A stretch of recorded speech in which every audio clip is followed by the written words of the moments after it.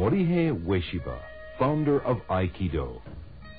Unlike classical Japanese martial arts, which stressed victory at all costs on the battlefield, Ueshiba O-sensei conceived of Aikido as a means for achieving the peaceful resolution of conflict and promoting harmonious interaction among members of society. Today, the martial art he originated is practiced by more than 300,000 enthusiasts all over the world. The founder passed away in 1969, and for many of today's practitioners, he has assumed an almost mythical dimension. Yet to convert this most extraordinary individual into a mere icon would render a disservice to the ideal he strove so hard to achieve. What is the origin of Aikido techniques? What influences shaped the founder's thinking? It is the early formative years of Morihei Ueshiba which hold the key to an understanding of the uniqueness of modern Aikido. Let us explore the events of the life of the young Morihei Ueshiba in order to lift the shroud of mystery surrounding the creation of Aikido.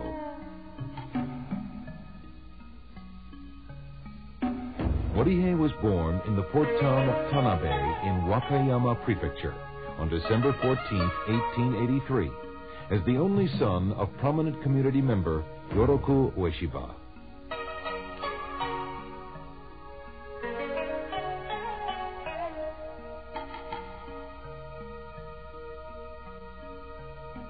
Yoroku was a man of considerable means and served as a town councilman for many years. Morihei started out as a sickly child, but with his father's encouragement, he engaged in strenuous exercise, gradually achieving robust health.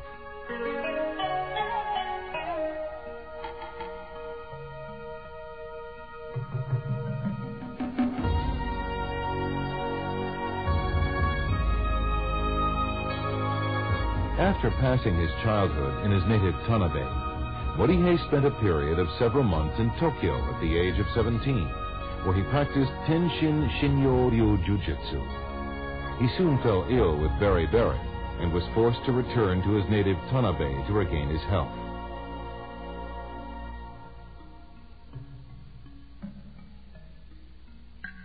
In late 1903, Morihei joined the Japanese Imperial Army shortly before the outbreak of the Russo-Japanese War. It was during his military service that he engaged in the study of Yagyu-ryu Jiu-Jitsu.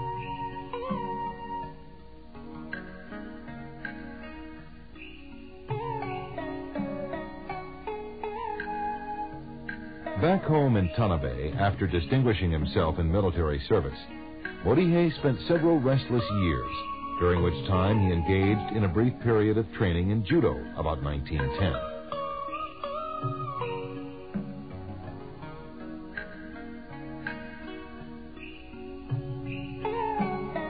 During this period, the Japanese government was providing incentives for those hardy individuals who would accept the challenge of settling the northernmost island of Hokkaido.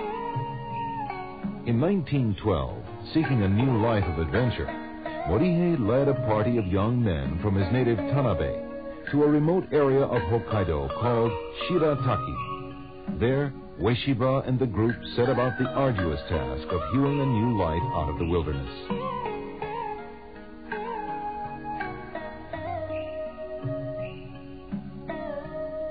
Morihei was a leading citizen in this sparsely populated area and served for a time as a councilman.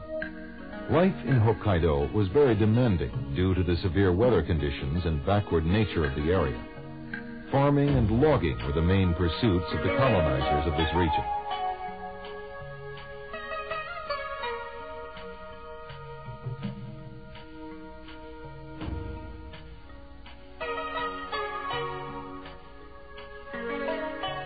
In 1915, Morihei had his fateful first encounter with Sokaku Takeda of Daito-ryu Jiu-Jitsu. This meeting changed the course of the founder's life, and the techniques of Daito-ryu left an indelible stamp on the Aikido which would later emerge. Morihei later invited his teacher Takeda to his home in Shirataki to accelerate his learning of the techniques of Daito-ryu. After a short time, Morihei was awarded scrolls attesting to his proficiency in Daito-ryu Jiu-Jitsu.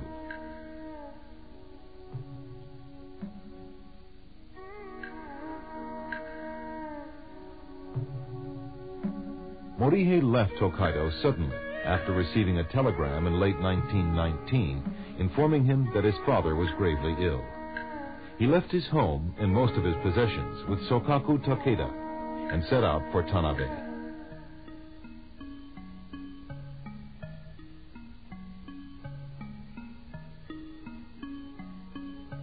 As Morihei was en route to his hometown, another event of great importance in the future development of Aikido was to take place. He detoured to the town of Ayabe near Kyoto to visit the center of the Omoto religion and pray for his father's recovery. It was there he met a most extraordinary individual, the colorful and enigmatic Onisaburo Deguchi. Deguchi, the prime mover behind the explosive growth of the Omoto religion, was soon to become Morihei's spiritual mentor, and Onisaburo's philosophical views would later serve as the ideological basis of Aikido.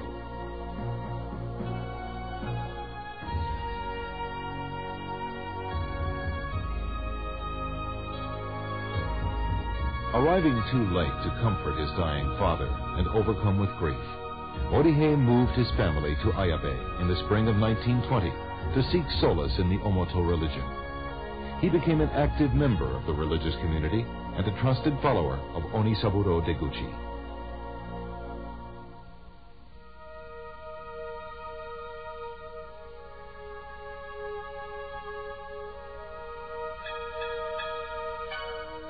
Morihei's martial arts skills became well known among Omoto believers, and with Deguchi's blessing, he set aside part of his Ayabe home as a training facility where he taught Daito Ryu Aiki Jiu-Jitsu to fellow devotees. He also received Sokaku Takeda for 6 months in 1922, at which time he was awarded the Kyoju Dairi Teacher's Certification.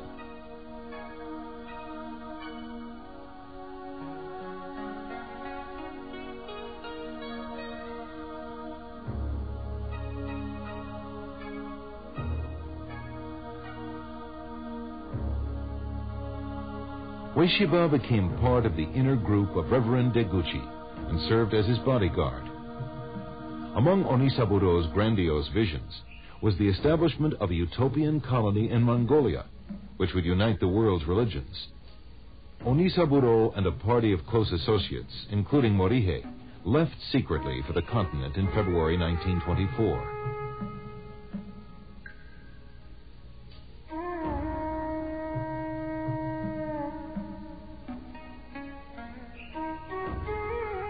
Deguchi's group became embroiled in local politics and obtained the backing of a prominent rebel leader. Their plans were, however, thwarted, and Deguchi, Ueshiba, and the other members of their party were captured by government authorities. The Japanese utopians were imprisoned and sentenced to death. Only through the intervention at the last moment of the local Japanese consul were they saved.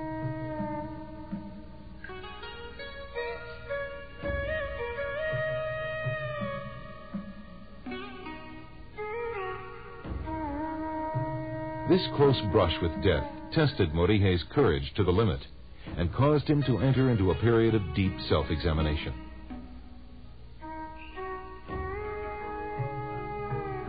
Following the harrowing experience in Mongolia, Ueshiba resumed martial arts instruction in Ayabe and other locations in the Kansai area.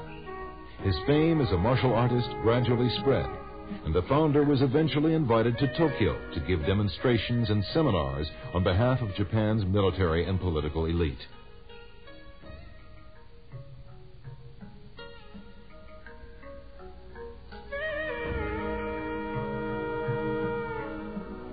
Among his most ardent supporters was Admiral Isamu Takeshita, a retired officer with a distinguished career in the Foreign Service. Also a martial arts enthusiast, Takeshita was instrumental in having Ueshiba relocate to Tokyo in 1927.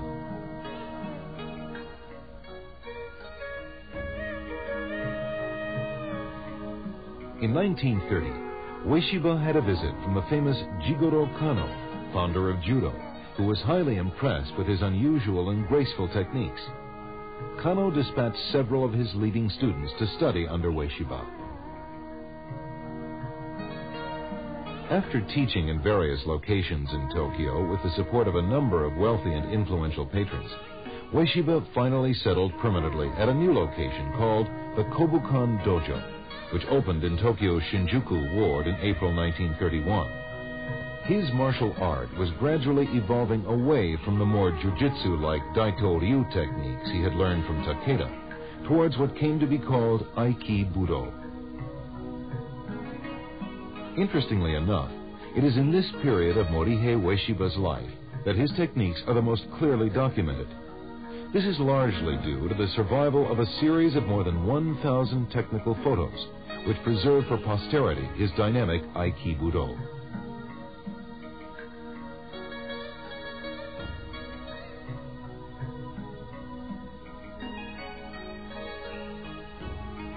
Although Ueshiba had already begun to transform the techniques of Daito-ryu according to his own vision, these photos provide conclusive evidence of the continuing influence of Sokaku Takeda's teachings on early Aikido. The complex joint locks and pinning techniques shown in these photos are unmistakably from the Daito-ryu technical repertoire. And now we present the classic 1935 film, Budō.